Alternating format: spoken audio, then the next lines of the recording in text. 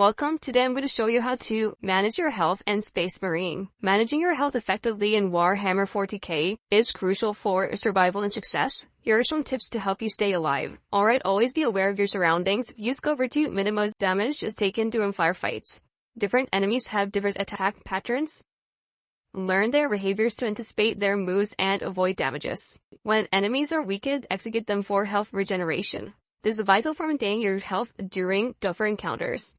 Keep an eye out for health packs in the environment. Make sure to grab them when needed, especially before challenging sections.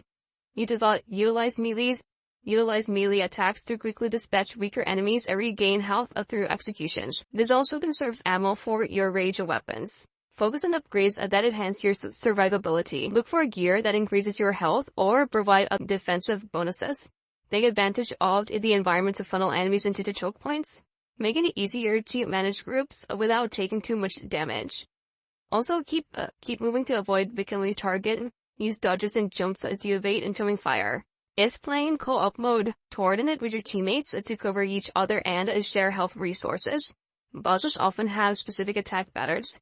Study these to avoid damage and find openings for counterattacks. If you like this video, please leave it a like and subscribe, and I'll see you in the next one.